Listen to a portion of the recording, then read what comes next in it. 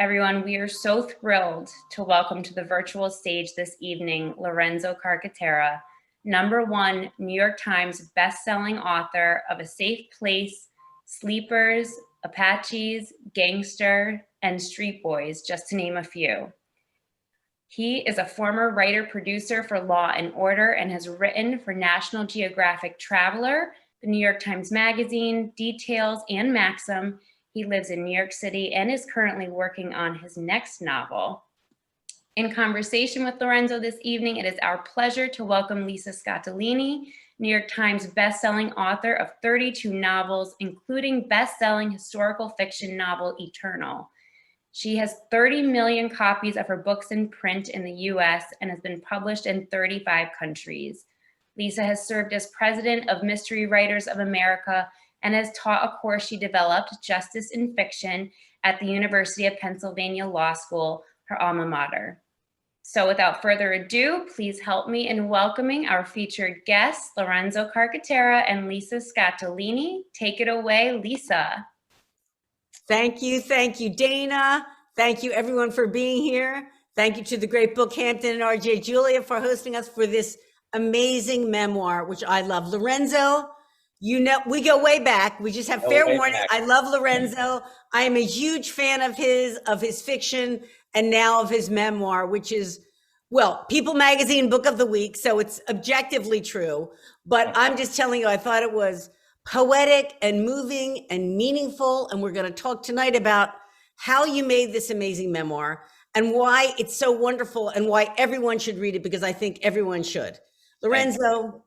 That's very kind. Thank you. It's just marvelous and it's wonderful. And so let's just jump right in, right? Okay. Ask me anything you want. I will. And I will have to say at the outset that this is the story. Well, okay. Well, let's say Three Dreamers. What is it about? And then I'll say what I was going to say. What I wanted to do is I wanted to say thank you to three very special women.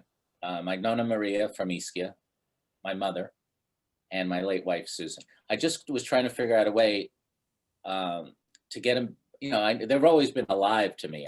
Even though they've all passed away, they're very much part of my life.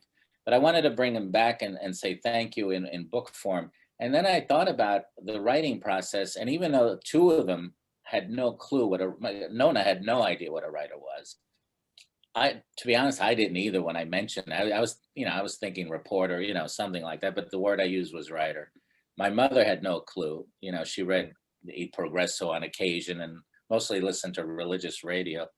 And my wife actually was an accomplished editor and writer herself. But for whatever reason, they embraced this idea, this crazy notion that I could do it. And I think they did it through their storytelling ability. I mean, they were really, all three of them, even though they were very different people, were terrific storytellers. Nona was a great storyteller.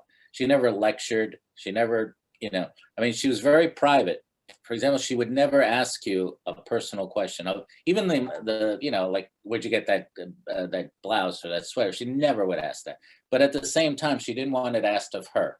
I mean, maybe that's part of the World War II generation. I don't know. Well, you would know as well as I do about that. But, they talked. If you asked her a question, she told you a story.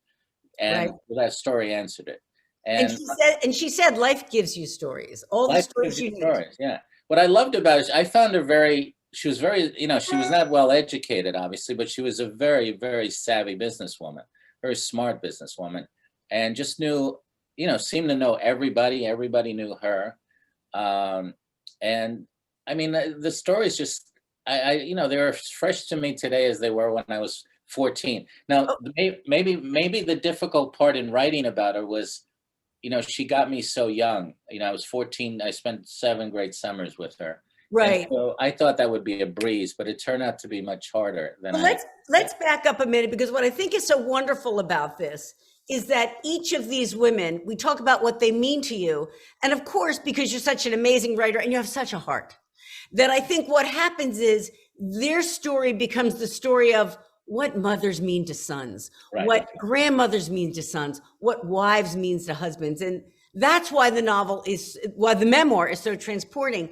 Another reason is that each of these women, as I saw it, and I think you kind of structured it this way, correct me if I'm wrong, are in a certain setting at a certain time. So let's begin with Nonna Maria and tell them who she is and specifically her setting, because that's not something that everyone is familiar with. No. You take us to her time and place, and her time and place is Ischia. Am I saying wrong? It was my first time in Ischia. Tell us what that is. Tell us what that is. Ischia is this amazing island.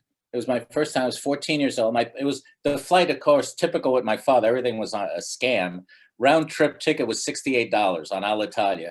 And we had to pose in front of a banner for a club that no passenger belonged to. And it ran in the Il Progresso.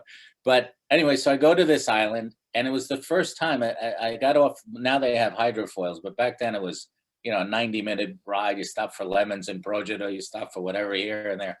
And the minute I got off the island, it wasn't as if I were in a strange place. I felt exactly at home.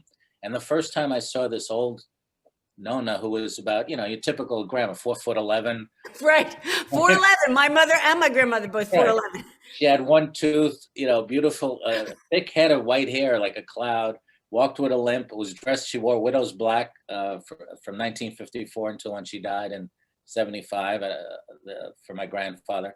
And she just welcomed me in as if she knew me all her life. And, I was coming from my parents' troubled marriage, and it was just the right person I needed in my life at that particular time. And Ischia was just, I just really just fell in love with Ischia as much as I did with the people of Ischia. And I got to meet the family, the cousins, the uncles, the aunts, and which, So it's an island. Ischia is an island off the coast of Italy. It's 18 miles off the coast of Naples. It is now a major tourist attraction. I mean, it's huge. And my uncle, Mario, became, he started in 68 with 66 rather, with one cab and made $12 that summer. By 68, he had 8 cabs and 4 buses. And by the 70s, he was loaded. He'd be a billionaire if he hadn't gone out with a lot of women and then blown all his money. But he had a great time. So it is a big tourist attraction. They have to work 9 months to make their money for a year. But they just seem to have a great time. And Nonna was at the cusp of that. I mean, I'm sure she kicked in. She was the first telephone operator my uncle hired. She only spoke the dialect. She didn't even know, the Italians that they speak in, the Italian they speak in Rome or Florence. She just knew the dialect. The only time she ever left the island was to go to Naples during the World War II for the black market.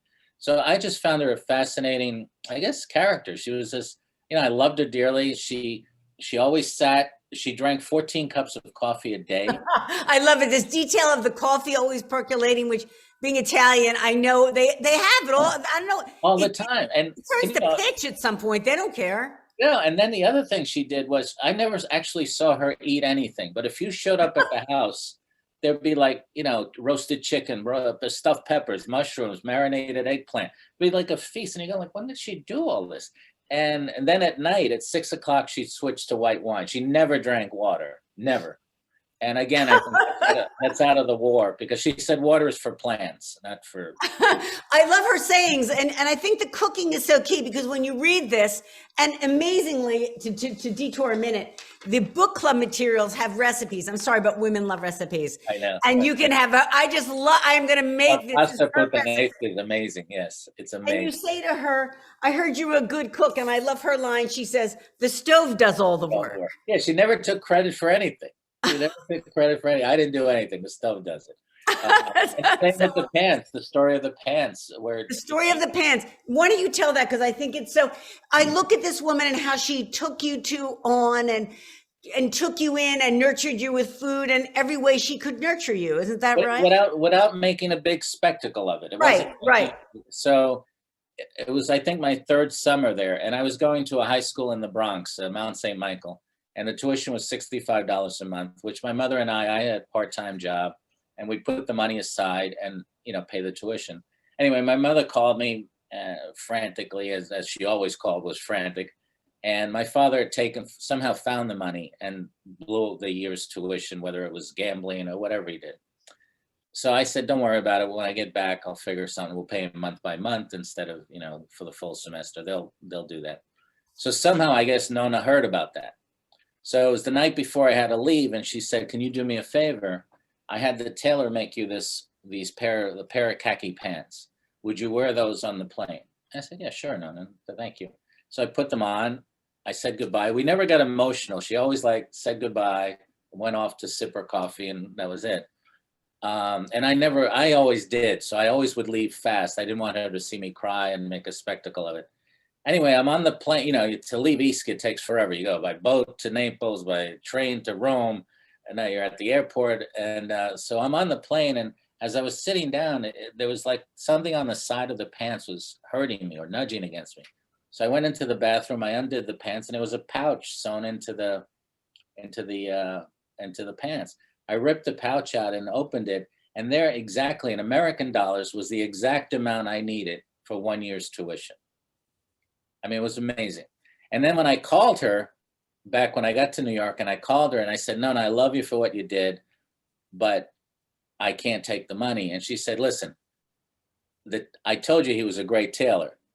If he, if there's money in the pants, if it's not me you have to thank, it's the tailor. And she never acknowledged giving it to me or taking it. And she definitely would never take it back. But it was things like that she sort of navigated. And it wasn't just for me, for other cousins who were in trouble and aunts and uncles who may, need a lift here or there. And friends, she was always taking care of different people. I mean, I'll give you a great story with her and her sister-in-law, Nanella, her sister-in-law, from the day my grandmother met my grandfather Gabriel, for whatever reason, took an instant dislike to Nona and badmouthed her for decades. I mean, saying horrible things. And my grandfather Gabriel would go to her and say, please stop. Nona never said a word, nothing. Said, listen, it doesn't bother me, doesn't affect me. Let her say what she says. Right. Anyway, now we go decades later, grandpa's dead. And Nanella's in bad shape. She has a bad leg. She has no place to live. Her family doesn't want her. And, it would be grandma's right, Nona's right to say, I don't care what happens to her. Instead, she gets her oldest daughter and says, find her and tell her I have a room downstairs in my house that she could have, rent-free. There'll be food brought to her morning, noon, and night. Wow. Medicine that her nephew was the island doctor. Medicine will be brought to her. She will have not a care in the world until she dies, on one condition. Because I have to pass her on my way down. I have to pass her on my way up. She never exchanges a word with me. We never speak, ever. So Nanella agreed. And I remember seeing her, this old woman with a bad leg. And every time I passed, she said, when you go upstairs, give my love to your Nona. I said, okay. I'd go up. I said, Nona, she sends her love. Nothing. Yeah. I don't know what it is about Italians, and I can say this. I mean, my family's full of stuff like that, where people will live together for like 30 years and not speak to each other. Yeah. I always used to think vendetta is an Italian word for a reason. Oh, yeah. It's not active, but it's, I hate you and I hate you forever. And my mother didn't speak to, and she loved her brother-in-law who married her older sister. And here's the reason they didn't speak for 40 years. Zia Franca, her oldest sister, was supposed to get married, say, in October. So my mother, being the second oldest, planned her wedding 6 months later. Uncle Cheech, being a nice guy, goes to my grandfather and says, Gabriel, listen, I have to delay the wedding. I want to save some more money to buy Francesca a house. My grandfather didn't think that was a big deal. He said, how many more months? I said, 4 or 5 months. Fine. But this meant now my mother had to push her wedding 5 months. And for 40 years, they never spoke. But every time I went to Ischia, my mother said, here's a shirt for your Uncle Cheech. Give it to him. I'd give him the shirt. He said, send her my love. I said, send her. So until she moved there in 1988 after my dad died, and they sat down, they had some coffee, and he said, listen, I'm sorry I caused you grief 45 years ago.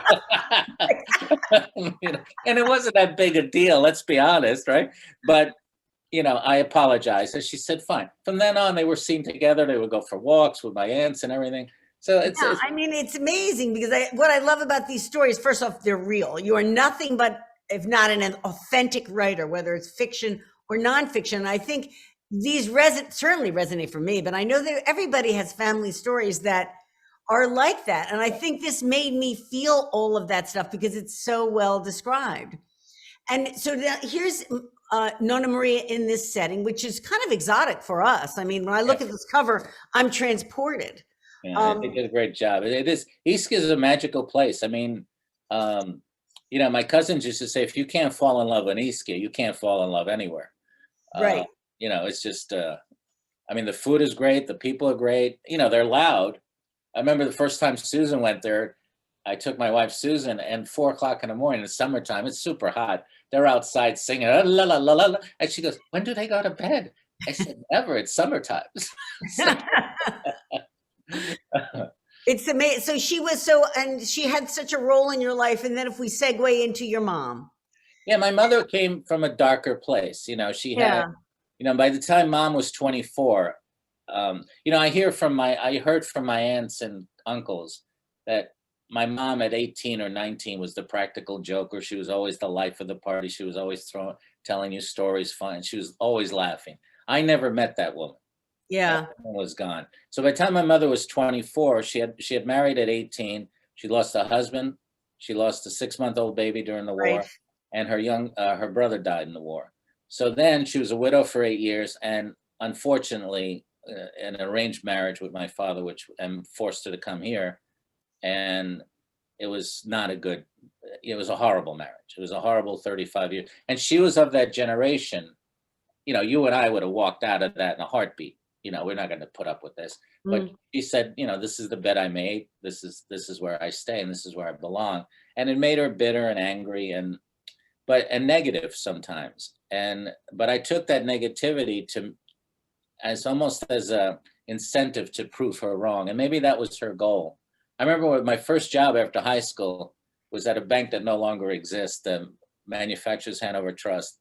They paid me $95 a week to work in the check reconciliation department. To this day, I don't know what check reconciliation means. But anyway, they put me in there. My mother said to me, do not ever lose this job. I said, why? He goes, this is as good as it's going to get for you. I said, Jesus, this is it? 95 a week at a bank? Well, to say that your childhood is difficult and challenging. And I think that's a challenge as a writer that I would imagine, because you don't write about it. You're entitled to write about it in a way. You write about it so deftly. I thought sentences like this, and with such insight. I would have loved to meet the happy version of my mother. Yeah, I would have loved that. The young woman who is quick to smile and full of life and joy. That young woman remains a mystery to me. And that's what I'm saying about this memoir, that through your writing, although you're talking about a specific person who we will never meet, I think to a certain extent, we all have parts of our parents or other people in our lives. I was married I had 2 car marriages. I see elements of your dad.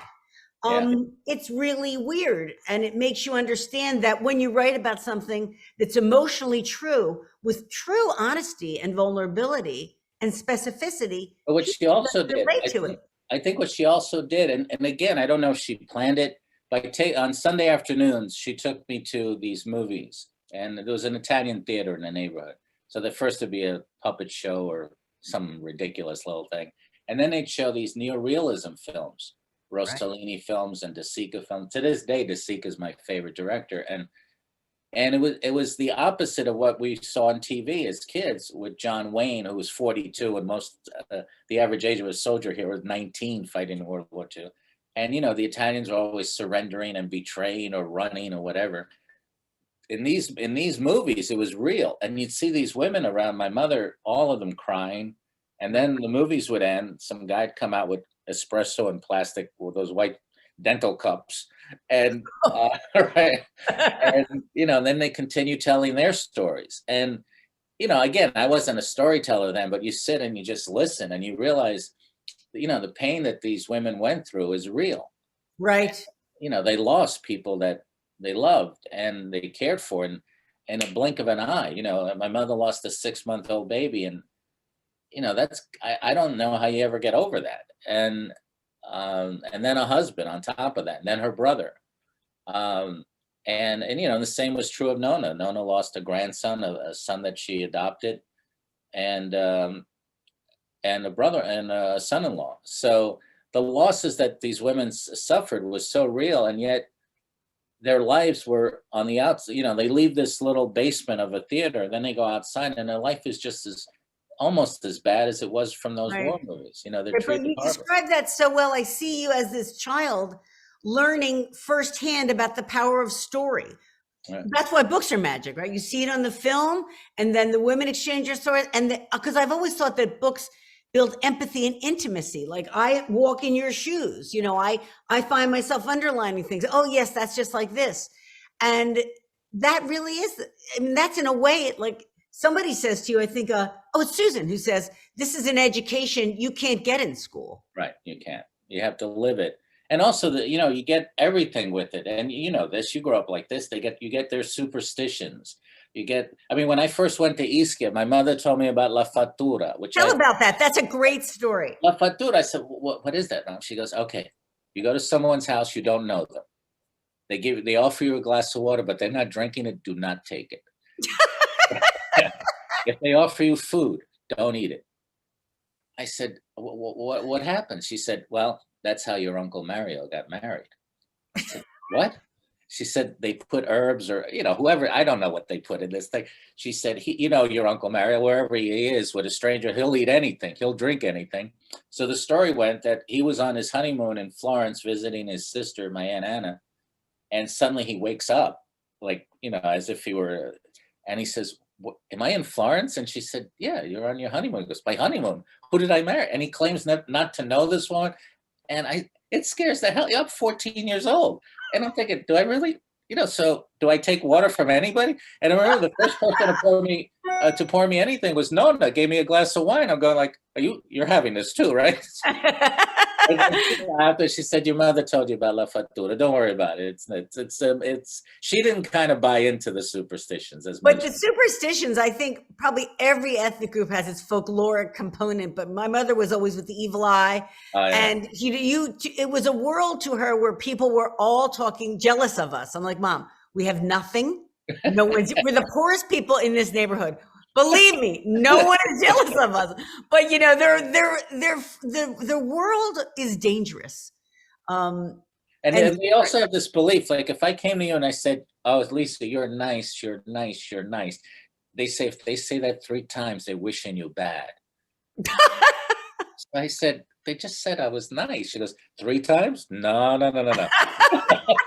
Nobody says it 3 times unless they want you to suffer.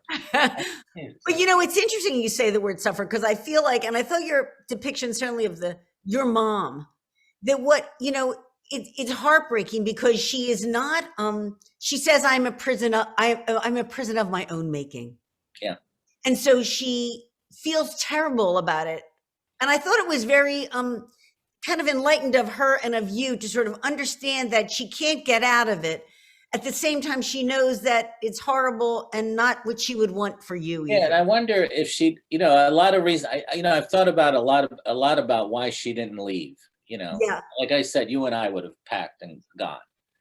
But if she had gone to Ischia back to her family, she'd gone and it would be an embarrassment on the island because you know you're on that island 5 minutes. There's tons of gossip and about everybody. But you know, I wouldn't have cared about that. I would have rather gotten out of a horrible situation and let everybody gossip. I wouldn't care. But she did care about that because it would reflect on the family.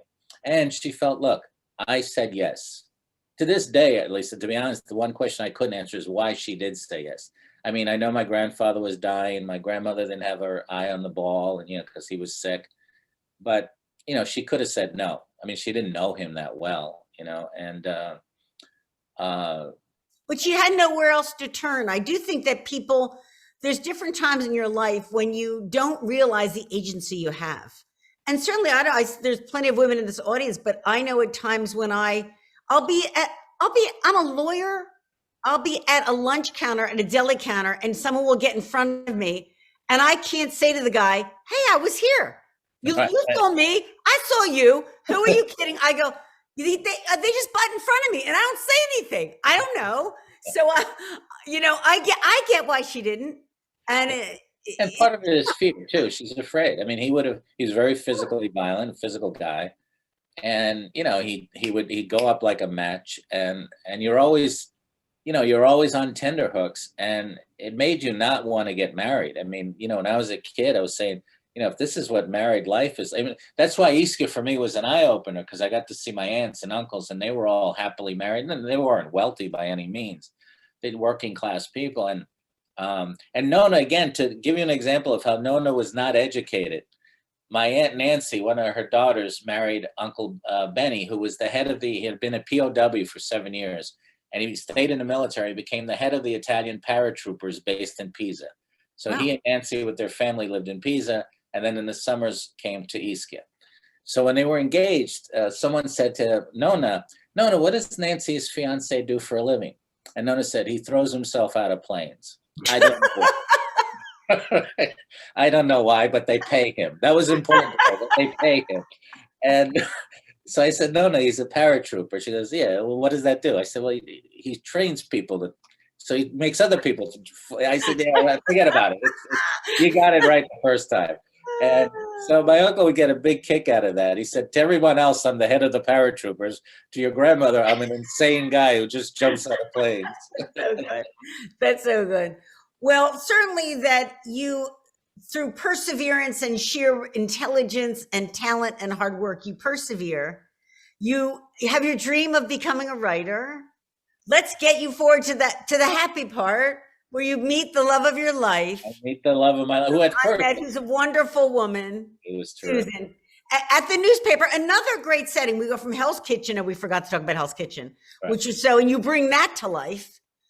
And then we're in the newsroom that has Susan and Hamill and Breslin. Take us there. It was a great place. Unreal. It was the 70s, mid to late 70s. It was a great place. It was a hard place to be a woman in the newspaper business. As you know, it's not an easy, it was, Daily News was mostly Irish, Italian, Catholic. And, women were seen as, outsiders coming into their world. So Susan was, first she was the rock and roll columnist and then became the entertainment editor. And I got the impression, mostly because she never talked to me, that she didn't like me. But I wanted to, the key was, and this is, it shows my age, the Daily News daily circulation back in that time, the daily was 2.5 million. The Sunday was 3.5 million. Wow. So if you got into this, I was getting articles in the day. I was still a copy boy clerk. I was not but you were moving up. And I wanted to get a story into the Sunday section. And to get that, I had to get Susan's approval. Because it was a union shop, she couldn't come to me and say, I'd like you to do this. Because they had staff, you couldn't say, hey, I want to interview Lisa Scottoline. She has a book out. They said, well, we got people to do that.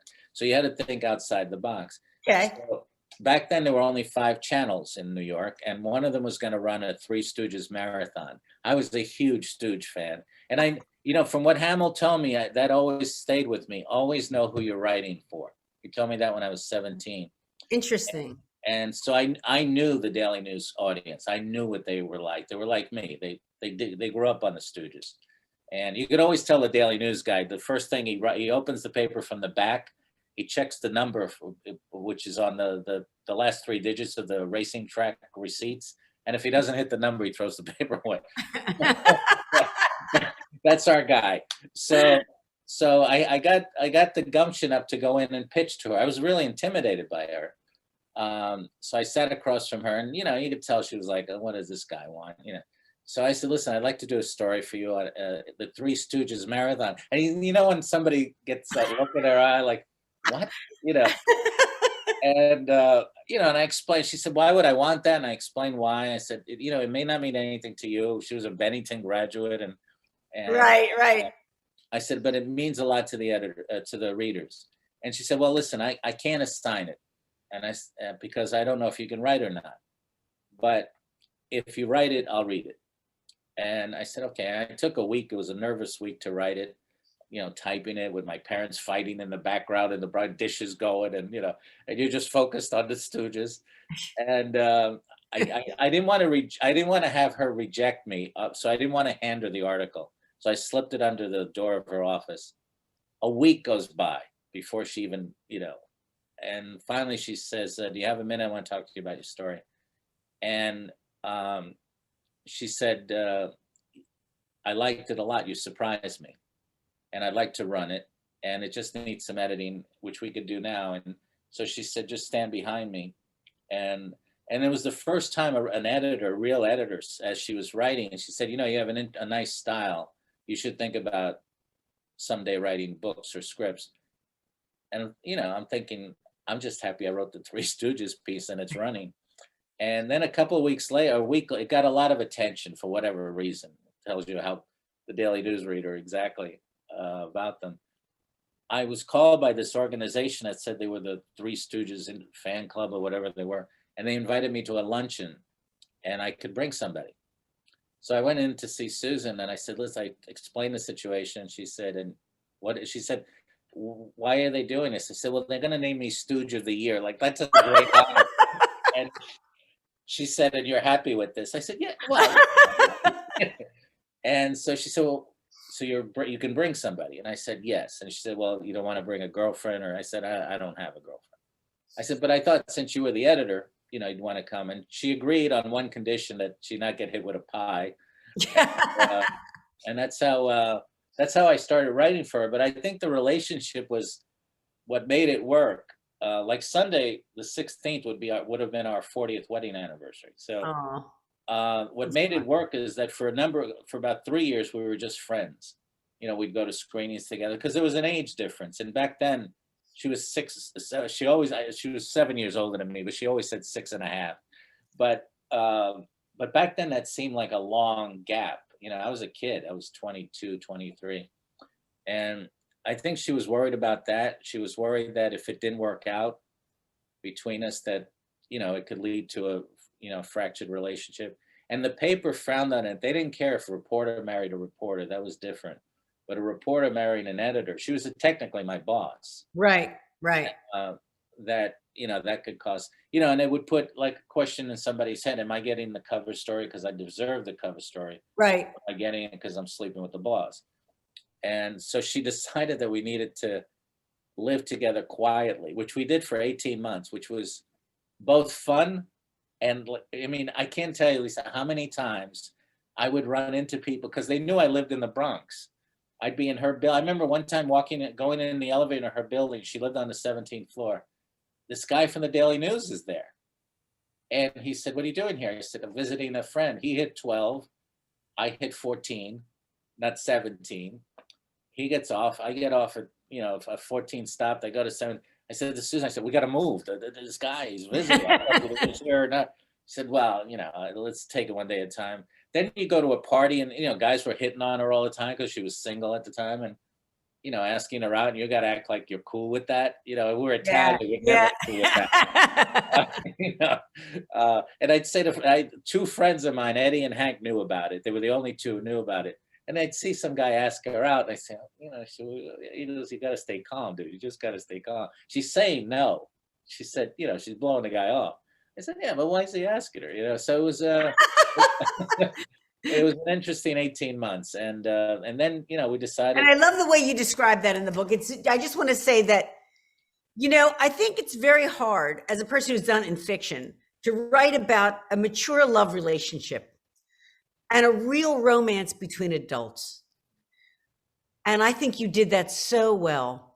Okay. And you can really feel the relationship and the love and the romance and the ups and downs too. And it's you guys have to get this book because you will just love that.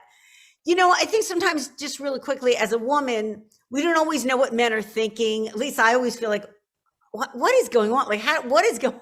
And I really felt like you kind of let me in on that, you know. You know what she was? She was actually pretty cool in the sense that, I mean, the first time she invited me to lunch, and again, all I knew, she's from Bennington. Her parents are doctors from Ohio. I said, oh, she's going to pick some high-end fancy, I won't know which fork to use. And look at the way I'm dressed. She used to eat in this dump off Tudor City on 42nd Street. You had to go down 4 steps. And the minute you open the door, this grease, the smell of grease came at you. And she said, they make the best bacon cheeseburgers and you can get 2 glasses of wine with it and fries. I said, you eat here? She said, oh, yeah, it's a great place. I said, all right. So then we got to know each other through, like, you get to know people, the movies they like, the books they read, the TV shows they like. And we were from, you know, she was from here, I was from Hell's Kitchen. which was its own unique little world. And it was like Hell's Kitchen was like, for those of you that don't know it, it was a neighborhood. It was a UN of neighborhood. There were Italians on one corner, Puerto Ricans here, the Irish here, Eastern Europeans there. And, we mingled on holidays, but the rest of the time, everybody stayed to themselves. But the fire hydrants were always open in the summer, and the cops let them stay open. And it was a great place to grow up then. It was very safe if you lived there. It was not safe if you didn't live there. Like there was always eyes on you. And if somebody said, "Hey kid, it's time to go home," you went home. Huh. And you didn't say like, blow off. And because he would beat you up, and then you go home, and then your father would say, what'd you say to him? I said, I told him to blow off. He said, well, and then your father would. So you get 2 beatings for the price of 1. But and my mother I was an altar boy, a terrible altar boy. Of course you were. All right. You know what I couldn't do, Lisa? I never got the situation with the bells right. And in the days I was the altar boy, the altar faced the wall, right? Right. So I remember I thought with the bells, more is better. So I would be, and every time, for those of you not Catholic, every time the bells are rung, you have to bow your head and hit your chest. I was ringing the bells. I was like Quasimodo. I was bah, bah, bah, bah, bah. So finally, this elderly priest is bent over the altar, and under his arm, he just looks at me. He goes, "Enough with the bells."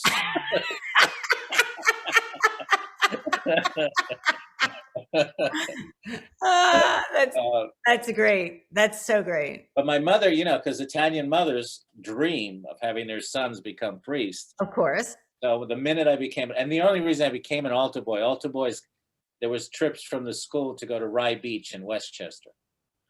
If you were an altar boy, you got 3 free books a ticket. So that's why everything was a scam. And she made my father go to 5 o'clock mass as penance for him to listen to me.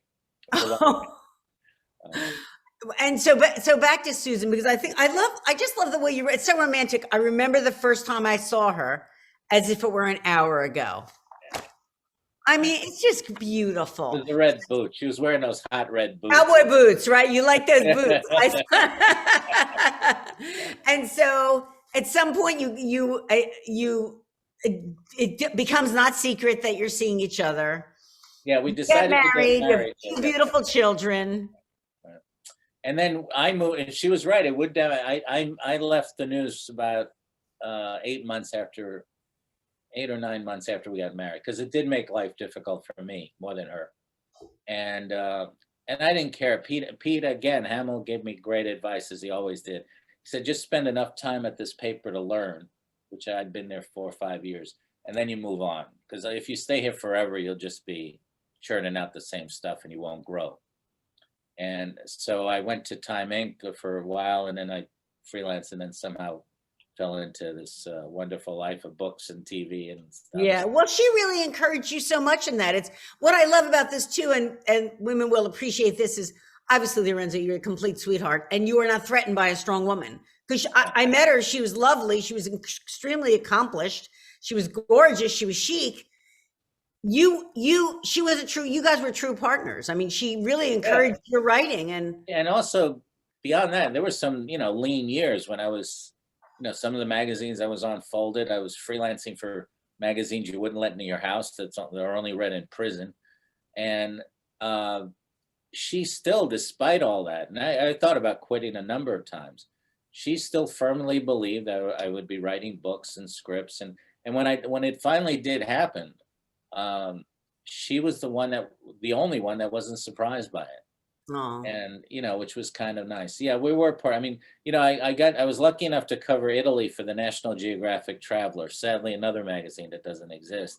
And we would go together, and she loved exploring things. So she would basically, I hate research. So she would be doing all the research and I'd do all the writing.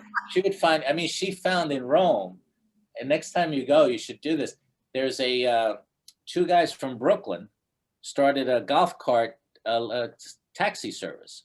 And you know how the streets in Rome slope? Yeah. So certain streets, especially women with shoes, if you're wearing kind of the high platform shoes, you can't slip down those. So they take you down these on a golf cart, and then they got a license for it, so they can go on So we went through the Trevi Fountain. We went to see this. He took us down the steep hill to see a lost Caravaggio, and she found that, which made the article, special.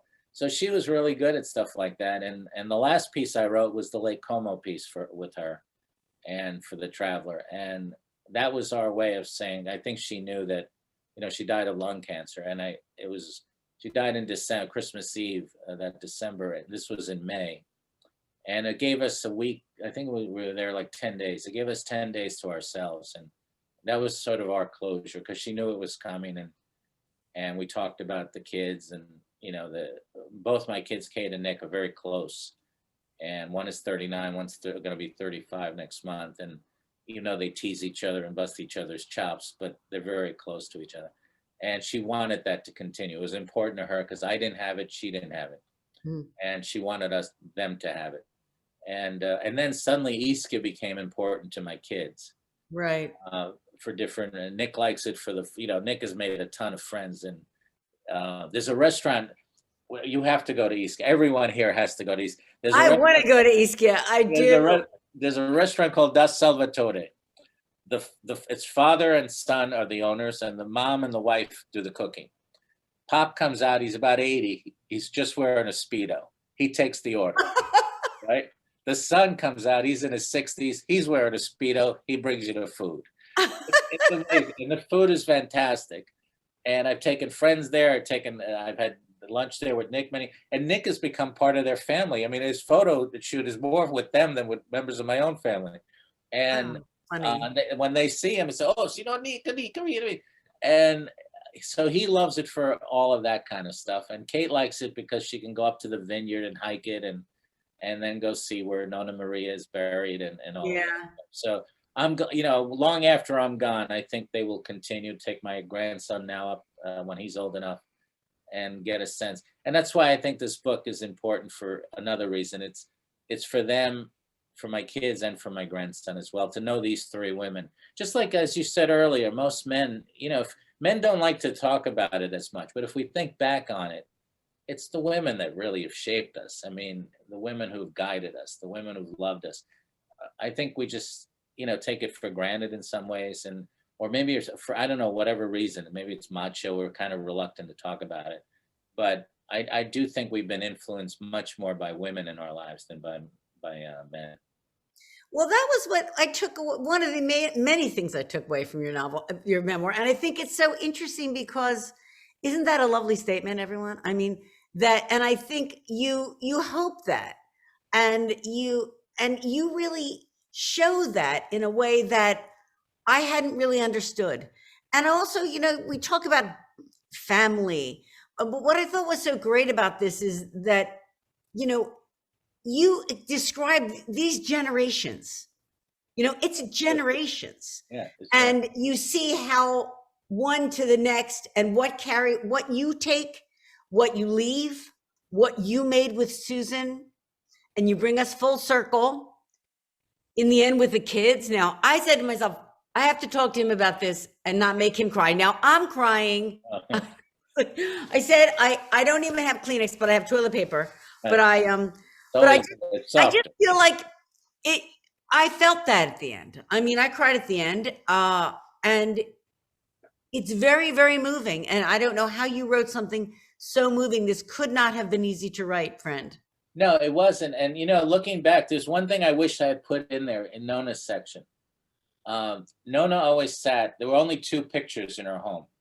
One was, and those old gilded, thick wooden frames. Mm-hmm. So one I knew was my grandfather. One turned out to be my Uncle John, who died during the war. But Nona always sat looking at my grandfather. That was her seat. Nobody else took that seat. And when she died, she was laying on the couch right above his photo and was looking at his photo. So I wish I'd put this in there. In a way, it was almost like he never left her, and he was a guy, he was just, the way they do funerals in Ischia, it's almost medieval. It's a black horse-drawn carriage, rather. They put the coffin in, the family follows the carriage. And then if you want to show your respects, you march behind the family. And when my grandfather died, my nonna and her daughters were walking, and one of my aunts turned around, and there was like 500-600 people behind them. Oh my. And she nudged Nonna. She said, "Nonna, Mom, who are these people?" And Nonna said, "I don't know half." It turned out it was people my grandfather helped, gave money to during the war, gave advice about staying with your wife, don't leave your wife, because of whatever she may have done in the war. There are a number of places. There's a beautiful ice cream place in Ischia. The first time I went there, and I ordered a gelato, and the guy said, "Are you Carcatera?" I said, "It's the only place in the world where my name means anything." And I said, Not true. You're too modest. I said, "Yes." He said, "Gabriel's grandson?" Now, he'd been dead for a long, since 54. This is in the 70s. I said, "Yes." He goes, "Gelato, no pay." He thought I didn't speak. I said, "No, I speak." And I said, "Why not?" He goes, "I wouldn't have this place if it wasn't for your grandfather." Oh my. So then my cousin Paul said, "So if we come here every night, we get a..." And then they're Ischitana. He goes, "Take it easy, take it easy." And there's so many stories that you have to write. I love Three Dreamers, so you have to write 3 more Dreamers. I just think you're so wonderful. I think you're just such a sensational writer and now memoirist. It's just profoundly important and moving book. And I see Dana's here, so she probably is going to tell us Dana. questions. Hey, we do have some questions coming in from our audience, and don't be shy. Anyone that has questions, you can send them on over through the chat box. So, Lorenzo, where can we read the Three Stooges essay and the one you wrote about your mother for the Daily News? Loved the memoir. Thank you. The Daily News was a cover. They put my mother on the cover. I have the magazine framed. It was from '81, so I assume it's in. I have a copy somewhere, but I think it's it's in the archives of the News, as is the Three Stooges, because that ran in '76, something like that. Yeah. I'm an old dude, so it ran a few years back. But if I find it, whoever asked it, I'll make a copy and we'll send it to you if you want to see it. Fantastic. But if you get to go through the Daily News, maybe they do have it on in their archives somehow. Okay. Are you working on a new book at the moment? I know you're working on something, right? Yeah, Lisa would like to hear this. I finished. They were so taken at Valentine with Nonna Maria, Lisa, and whoever asked this question.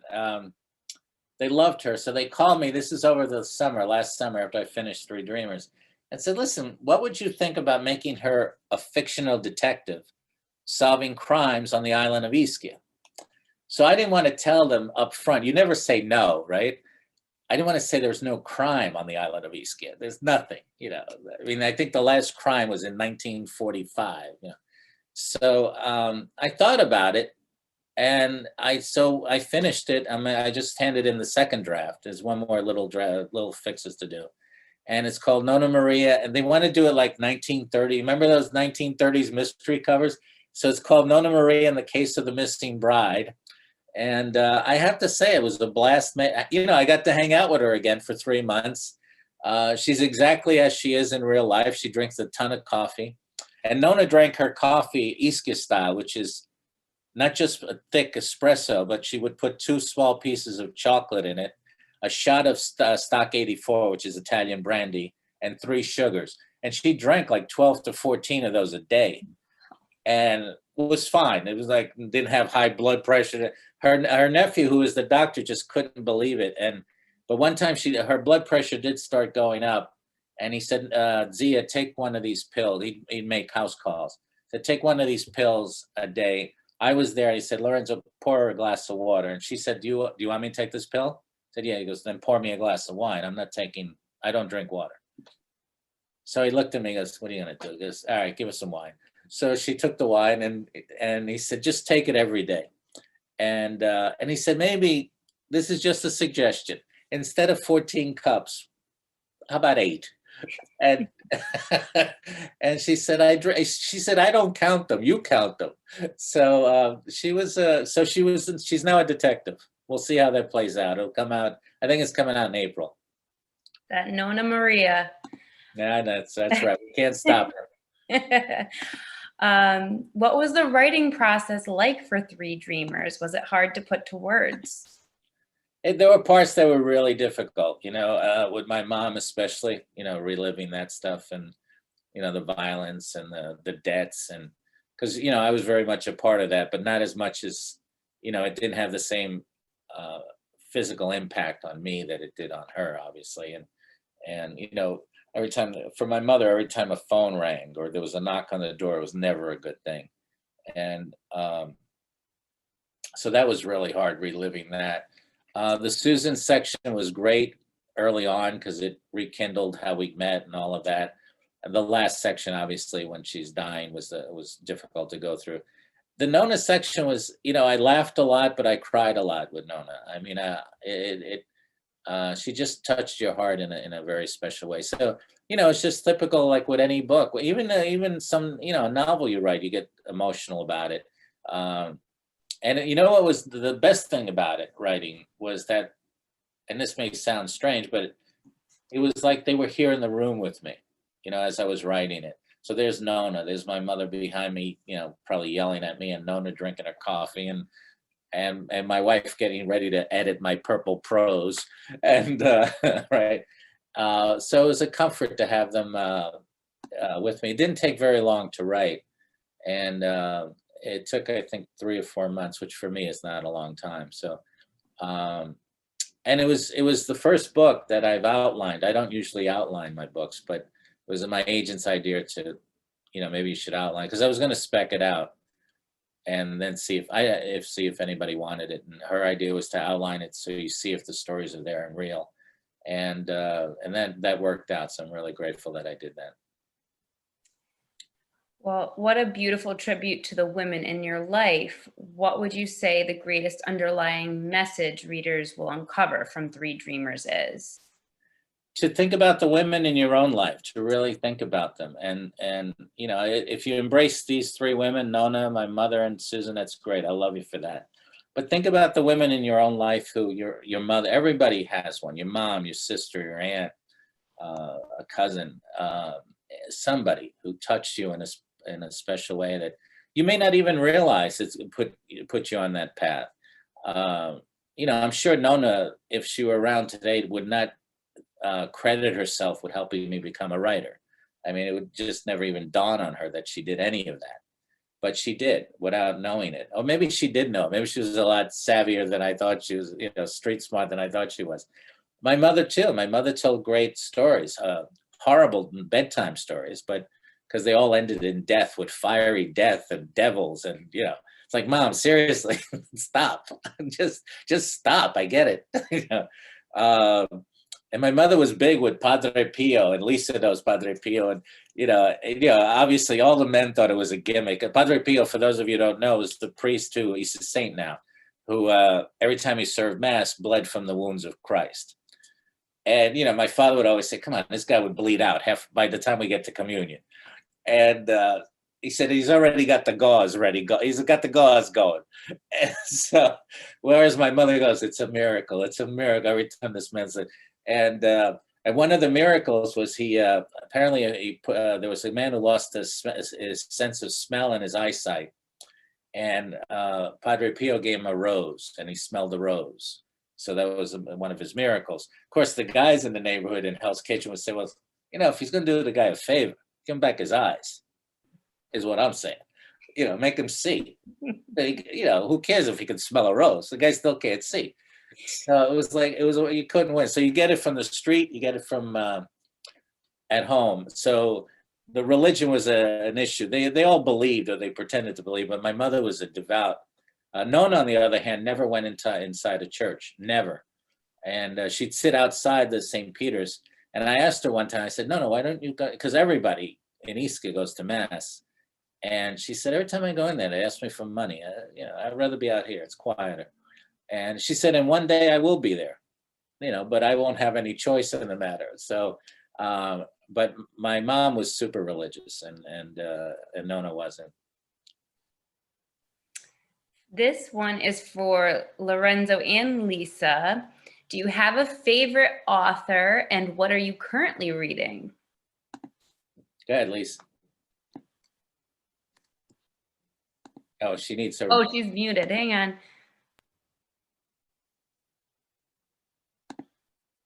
Sorry. I don't have a favorite author. Do you, Lorenzo? I don't have a single. I read a lot, and I'm sure Lisa Me reads. too. I mean, this is like, we're in front of part of my signed collection. Like there's all, like it's all, and all from independent bookstores, because you call them when people are on tour. I kind of like love everything I read. My one hint, you tell me if you're like this, Lorenzo, but I've given myself permission that if I don't like a book, I don't finish it. Yeah, I've not gotten to that point. I'm reading a book because I don't know if I'm supposed to say this. I'm on the Edgar committee this year, so I'm reading one of those. And I did that. That's a lot of work. That's a lot of work. I don't like it, but I want to finish it. But I tell you what, I am reading that I love. There's two. I'm reading the Mike Nichols bio by Mark Harris. I think it's brilliant. And I found this writer, my editor mentioned him, Anthony Horowitz, that I just can't stop reading him. And so he's terrific. I'm reading Michael Korda's book. I read like 6 at a time. I read like 2. I read out loud, actually, because I used to read to my bulldog, Gus. And Gus loved thrillers. He loved your book. He loved Grisham. Then if I got him into a book he didn't like a World War II thing, historical, he'd leave the couch. And he was a great character. He was a great old bulldog. And I'm sorry about Gus. I know he meant so much to you. Yeah, there's but he's still here. I got a special, like, I'll tell you a quick story. I brought him to church to light candles for St. Francis, and this woman came. This was back in 2018, and she walked over, and I guess she runs the church. He said, "Dogs aren't allowed in church," and I said, "We're standing right in front of St. Francis here." He would not like this. Gus was like chill. He was laying down. He was fine. And I said, he's the patron saint of animals. I didn't see his sign. And so I said, you know what? If I leave, I'm not coming back. That's it. And I go to another church where they'll let me go, where St. Francis is. But so I do read out loud, and it does help, because they asked me to do the audio of this one, which I'd never done before. And they created a monster, at least. I loved doing it. I've done that for my stuff. Like, I read humorous memoir, and they were like, "We can hire somebody." I'm like, "It's about me. It's about my mother. It's my daughter." It's hard though. No, it was a lot of fun. Plus, we got what they used to call neighborhood scharol. And so I said, on top of that, you give me lunch and a check. I'm doing Nona Maria. Unless you're getting Joe Mantegna or Stanley Tucci, I'm in. I'll listen to that, because we should say I have become such a fan of audiobooks. Yeah, audiobooks. Maybe because I finally turned the news off, and now I just kind of put an audiobook, and I'm like, this is just transporting. So I will listen to the audiobook of this. I will. Yeah, what's great about audio? If you get into I had never read James Patterson. I'm one of the 3 human beings on the planet that doesn't own a James Patterson. But I got into some of the audiobooks, and I got whoever narrated them was so gripping. I used to drive up to Pound Ridge. I'd get past the exit. I don't know what happened. And it's a good memoir to listen to is Frederick Forsyth did his bio. The guy who wrote Day of the Jackal. Huh. It was very depressing to hear he wrote it in 44 days, because I think it's a great thriller. I said, wow. God, 44 days. That would be like amazing to finish a book in 44 days. But, and the editor said it doesn't need anything. Yeah. Imagine having an editor say, we don't need to touch it. No. It's perfect. I can't imagine that. By the 3rd draft, it'll be so much better, is what I usually hear. Yeah, right. Well, this release, I mean, is it Nona Maria that you says life gives you stories? Yes. Well, we are so grateful and glad that you shared this special piece of your story with the world. It's beautiful, and it's heartfelt, and it's everything Lisa said.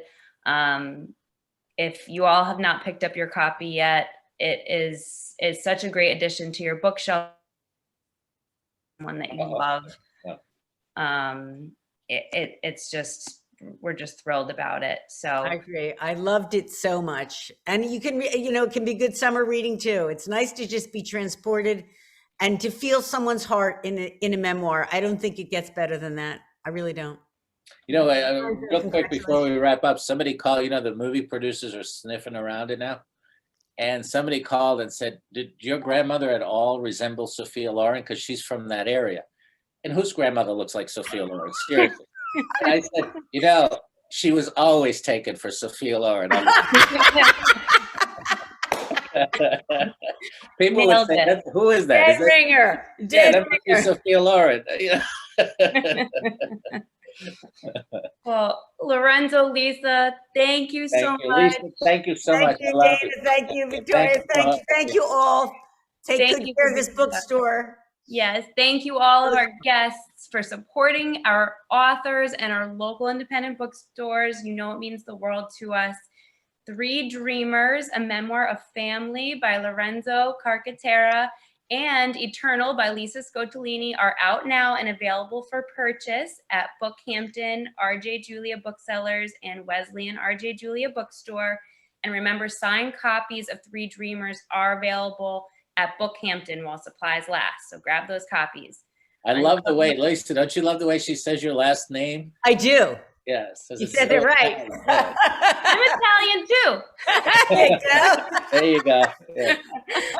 Thank you, Dana. Love you, Lorenzo. Thank you, guys. I love you. Thank Stay you so well, much. everybody. Oh, good night.